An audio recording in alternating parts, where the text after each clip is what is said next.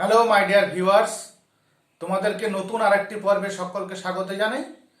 এই এপিসোডে আমরা স্পিচের একটি অন্যতম গুরুত্বপূর্ণ সেন্টেন্স, ইম্পারেটিভ সেন্টেন্স নিয়ে আলোচনা করব।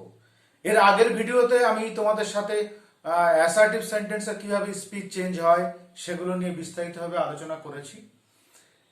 এই ভিডিওতে আমরা সেন্টেন্সের অন্য একটি গুরুত্বপূর্ণ পার্ট, ইম্পারেটিভ সেন্টেন্সের কিভাবে স্পিচ চেঞ্জ হয় সেটা নিয়ে আমরা আলোচনায় চলে আসি। তাহলে speech change in imperative sentence. দেখো, অলরেডি এর আগের ভিডিওগুলোতে আমি তোমাদের সাথে প্রত্যেকটা সেন্টেন্স নিয়ে আলোচনা করেছি যে এক একটা সেন্টেন্সের চরিত্র, এক একটা সেন্টেন্সের ধরন কেমন হয়। তো তোমাদেরকে একটু মনে করিয়ে দেওয়ার জন্য বলি, ইম্পারেটিভ সেন্টেন্স কি? ইম্পারেটিভ সেন্টেন্স হলো সেই বাক্য বা সেই সেন্টেন্স যার দ্বারা আমরা কোনো রকম আদেশ, অনুরোধ, উপদেশ, নিষেধ এইসবগুলো প্রকাশ করি, তাই না? তাহলে আমরা যে বাক্যের দ্বারা আদেশ, অনুরোধ, উপদেশ, নিষেধ ইত্যাদি প্রকাশ করব সেই বাক্যগুলোকে আমরা বলবো ইম্পারেটিভ সেন্টেন্স বা অনুজ্ঞাসূচক বাক্য। তাহলে ইম্পারেটিভ সেন্টেন্স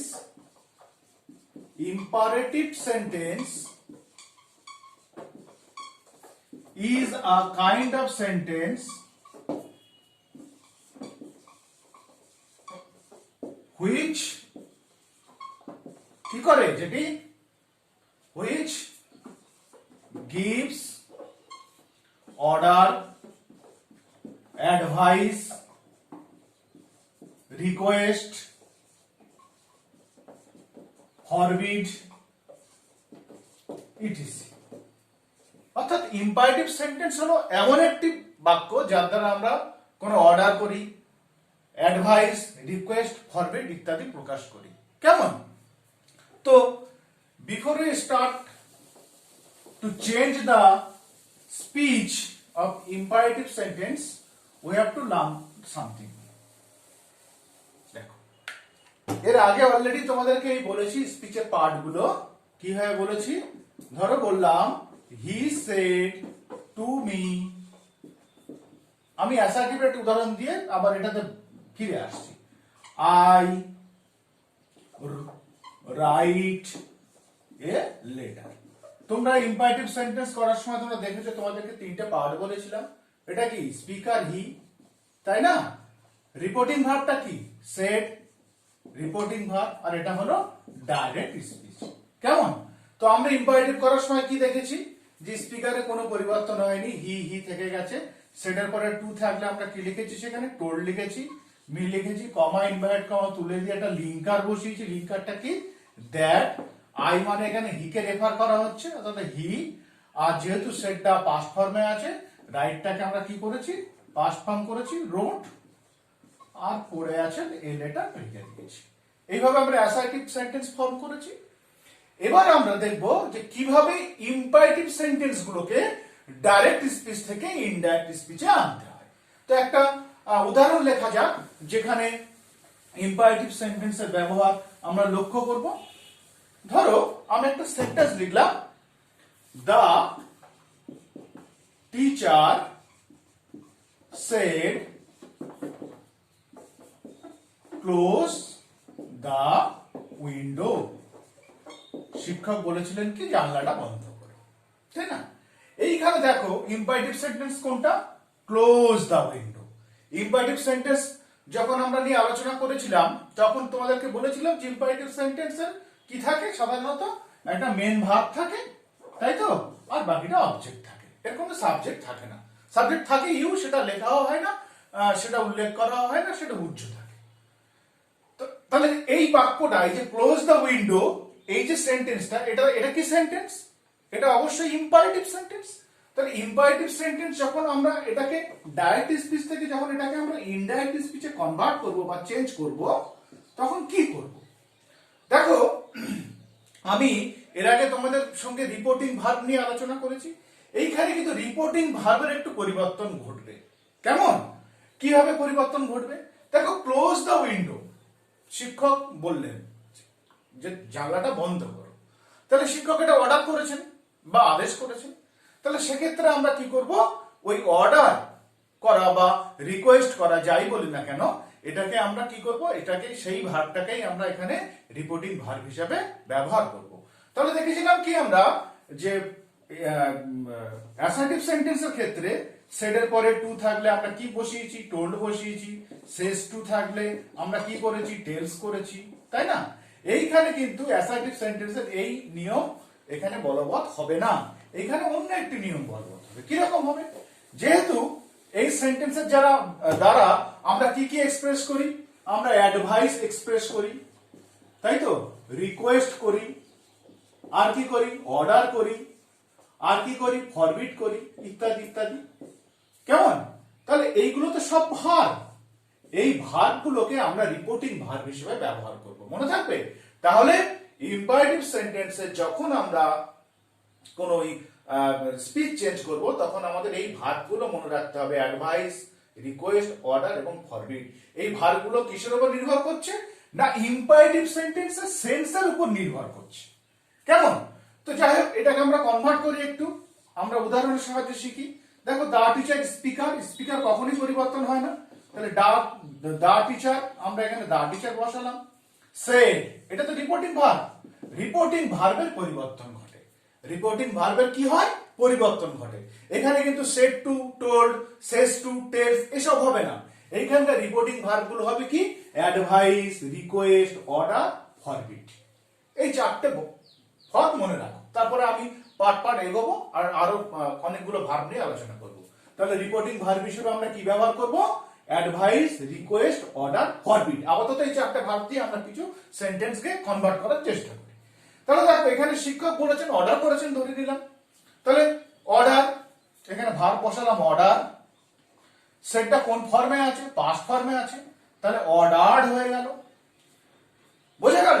এখানে যদি দা টিচার শেষ থাকতো, প্রেজেন্ট ফর্মে থাকতো, তাহলে এখানে কি করতাম, আমরা অর্ডার্স করতাম। কেমন? যেহেতু এখানে রিপোর্টিং ভার্বটি সেড পাস্ট ফর্মে আছে, তাই আমরা এটাকে কি করলাম, অর্ডারটাকে কি করলাম, আমরা পাস্ট ফর্মে অর্ডার্স করলাম। কেমন? ক্লিয়ার হলো? এবার দেখো, এই ভার্বে মানে এই যে ইম্পারেটিভ যে সেন্টেন্সটা রয়েছে, এখানে দেখো অলরেডি একটা ভার্ব আছে, মেন ভার্ব আছে, ক্লোজ দ্য ডোর, এটা তো মেন ভার্ব। তাহলে আবার যদি আমরা এখানে ক্লোজ দ্য উইন্ডো লিখে দিই, তাহলে কি সমস্যা হচ্ছে? দেখো, একটা সেন্টেন্সের মধ্যে দুটো ভাগ চলে আসছে, সেটা কি সম্ভব? সম্ভব নয়। তাহলে কি করতে হবে, ইনফিনিটিভ করতে হবে। আর আমরা জানি ইনফিনিটিভ কিভাবে করতে হয়, মেন ভার্বের আগে টু বসিয়ে সেটাকে ইনফিনিটিভ করতে হয়। অর্থাৎ এখানে তখন কি বসে যাবে, টু। তোমরা যেন এইভাবে ভেবে নিও না ব্যাপারটা, যে অ্যাসার্টিভ সেন্টেন্সের কমা ইনভার্ট কমা উঠে গিয়ে লিঙ্কার হিসেবে দ্যাট বসে, আর এইখানকার কমা ইনভার্ট কমা উঠে গিয়ে লিঙ্কার হিসেবে টু বসে। এইটা কিন্তু ঠিক ধারণা নয়। ঠিক ধারণা কি, দুটোই যেহেতু মেন ভার্ব থেকে যাচ্ছে, সেখানে একটা ভার্বকে কি করতে হবে, আমাদের একটা ভার্বকে ইনফিনিটিভ করতে হবে। আর ইনফিনিটিভ করতে গেলে কি হয়, তার আগে একটা করে টু বসাতে হয়। সেজন্য তাহলে কি হয়ে গেল, চেঞ্জ হয়ে গিয়ে সেন্টেন্সটা, the teacher ordered two close the window. কেমন? আমি আরো একটা উদাহরণে চলে আসি। দেখো, উদাহরণ নিয়ে আলোচনা করতে হবে। ধরো, my father says to me,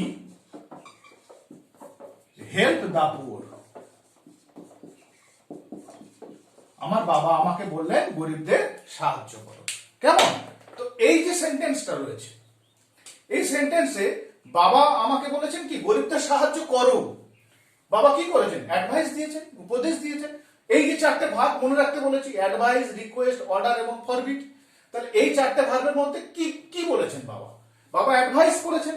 তাহলে আমরা কি করব, ভার্বটাকে আমরা অ্যাডভাইস ব্যবহার করব, রিপোর্টিং ভার্বটাকে। তাহলে এই ডাইরেক্ট স্পিচ থেকে যখন আমরা ইনডাইরেক্ট স্পিচে আসছি, তখন দেখো স্পিকার তো মাই ফাদার, স্পিকারে কোনো চেঞ্জ হচ্ছে না, মাই ফাদারের জায়গায় মাই ফাদার থেকে যাচ্ছে। দেখো, সেজ আছে, সেজ। তাহলে আমরা কি করব, অ্যাডভাইসটাকে অ্যাডভাইজেস করব। কেমন? আর এটা যদি সেড থাকতো, তখন কি করতাম, অ্যাডভাইসড করতাম। অর্থাৎ টেন্সের ফর্ম অনুযায়ী চেঞ্জ করতে হবে ভার্বকে। তাহলে অ্যাডভাইজেস হলো, কাকে অ্যাডভাইস করেছে? আমাকে অ্যাডভাইস করেছে, মি। এবার কি কমা ইনভার্ট কমা উঠে গিয়ে তোমাদের কি মনে হচ্ছে টু বসাতে হবে? টু বসাতে হবে? এই ধারণাটা ভুলে যাও। কারণ দেখো এখানে কি আছে? হেল্প আছে, এর কোনো চেঞ্জ হবে না, এই বাকি পোর্শনে কোনো চেঞ্জ হবে না, যা থাকবে তাই লিখবো, হেল্প দ্য পুয়ার। তাহলে দেখো এই যে একটা ভার্ব ছিল অ্যাডভাইস, অ্যাডভাইজেস, আর এই হেল্প দুটোই তো ভার্ব, তাই একটাকে আমরা ইনফিনিটিভ করেছি।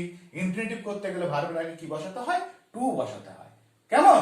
তাহলে সবসময় যে এই কমা এবং ইনভার্ট কমা উঠে গিয়ে টু বসে, অনেকে বলেন, এইটা কিন্তু ঠিক না, মানে এই কনসেপ্টটা ঠিক না। তাহলে কি হবে? My father advises me to help the poor. যেহেতু দুটো ভার্ব, সেজন্য একটা ভার্বকে আমরা ইনফিনিটিভ মুডে প্রকাশ করেছি। বোঝা গেল? আমরা আর উদাহরণে চলে আসি।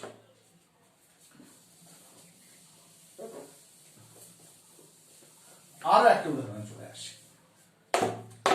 ধরো Ram said to his friend, please give me a pen.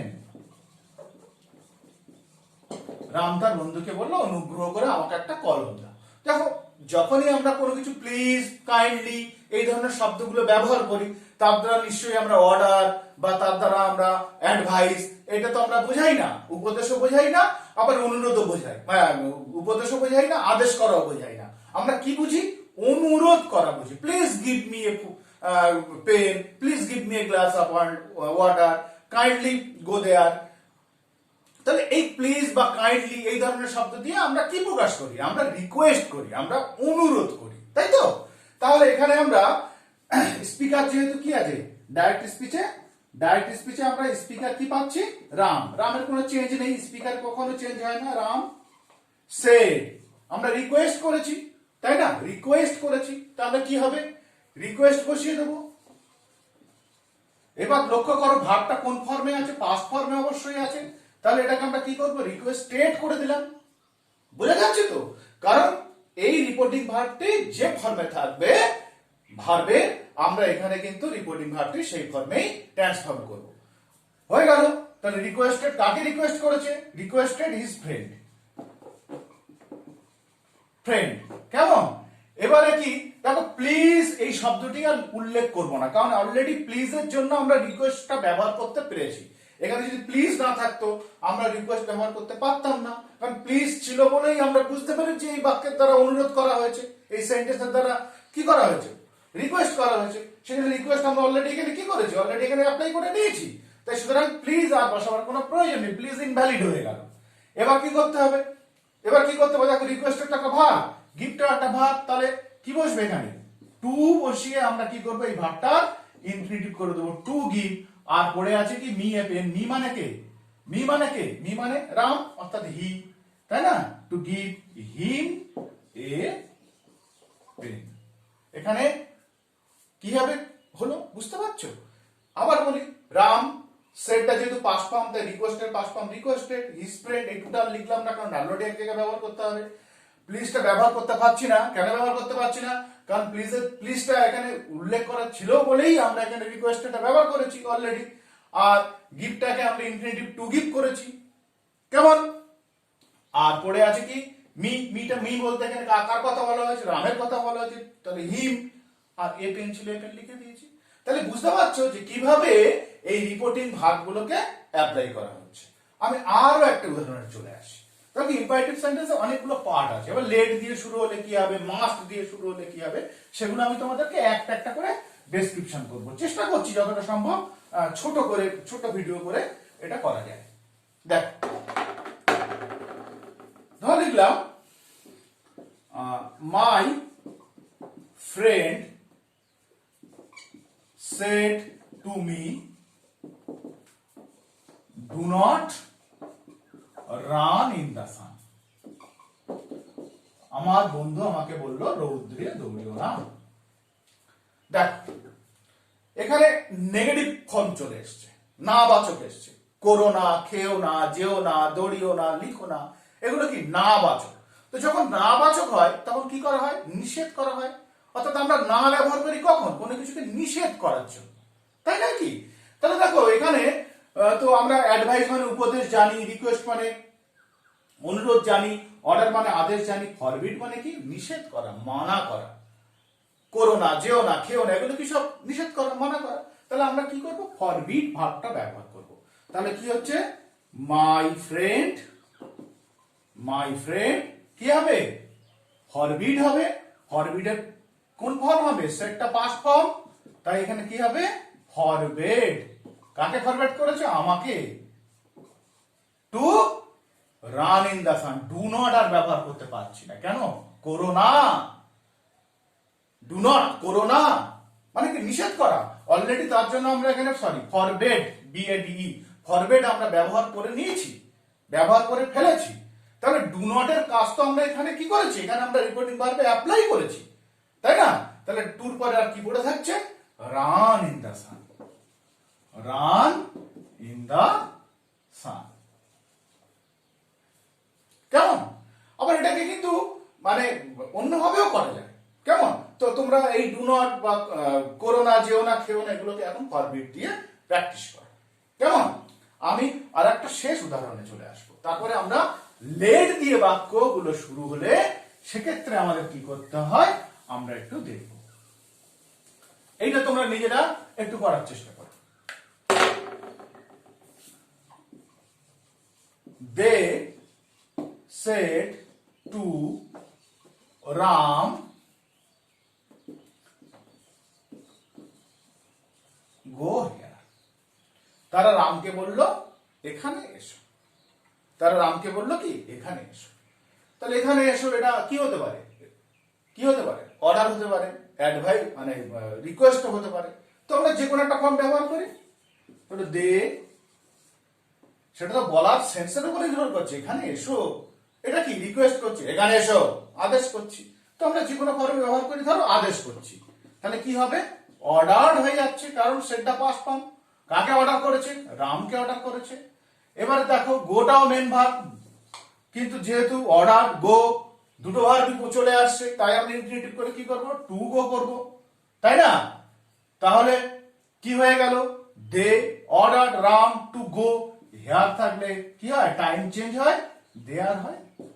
কেমন? এটা আমরা অ্যাসার্টিভ সেন্টেন্সের সময় আলোচনা করেছি, হেয়ার থাকলে দে দেয়ার হয়, নাও থাকলে দেন হয়, এগো থাকলে বিফোর হয়, সেগুলো তো আমরা আলোচনা করেছি। প্রয়োজনে সে চারটা আমি তোমাদের তৈরি করে দেবো। তাহলে কি হচ্ছে, এইভাবে কিন্তু আমরা কি করছি, আমরা এইভাবে সেন্টেন্স গুলোকে ট্রান্সফর্ম করছি। তাহলে এই যে ইম্পারেটিভ সেন্টেন্স, যে সহজ সরল বাক্যগুলো আছে, যে সেন্টেন্স গুলো আছে, সেগুলো চেঞ্জ করার জন্য আমরা কি পেলাম, একটু সাম আপ করে নিই। কি পেলাম, কি পেলাম, নাম্বার ওয়ান, রিপোর্টিং ভার্বের পরিবর্তন হচ্ছে, রিপোর্টিং ভার্ব কি হচ্ছে, পরিবর্তন হচ্ছে, চেঞ্জ হচ্ছে, চেঞ্জ হয়ে কি বসছে, অর্ডার, রিকোয়েস্ট, তাই না? অর্ডার, রিকোয়েস্ট, অ্যাডভাইস এবং ফরবিড, এই চারটে আমি আলোচনা করেছি। আর কি হচ্ছে, নাম্বার টু, আর একটা চেঞ্জ পেয়েছি, কি একটা ইনফিনিটিভে ব্যবহার করতে হচ্ছে, তাই না? ইনফিনিটিভ মুডের ব্যবহার করতে হচ্ছে, ইনফিনিটিভ মুডের ব্যবহার করতে হচ্ছে, অর্থাৎ ডাইরেক্ট স্পিচে কি করতে হচ্ছে, টু দিয়ে আমরা মেন ভার্ব বসিয়ে বাকিটা আমরা কি করছি, বাকি সেন্টেন্স গুলোকে লিখে দিচ্ছি। তাহলে এইটা হয়ে গেল ইম্পারেটিভ সেন্টেন্সের সাধারণ কিছু সেন্টেন্সের কিভাবে পরিবর্তন করতে হয়, সেগুলো তোমাদেরকে আমি দেখালাম। তাহলে পরের ভিডিওতে তোমাদেরকে আমি লেট দিয়ে যে সমস্ত বাক্যগুলো শুরু হয় ইম্পারেটিভ সেন্টেন্সের, সেগুলো কিভাবে চেঞ্জ করা হয়, এবং কখনো যদি কোনো বাক্যের মধ্যে মানে ইম্পারেটিভ সেন্টেন্সের মধ্যে মাস্ট বা এই ধরনের শব্দ ব্যবহার করলে সেগুলোকে কিভাবে চেঞ্জ করতে হয়, সেটা নিয়ে আমি সেপারেট ভিডিওতে আলোচনা করব। কেমন?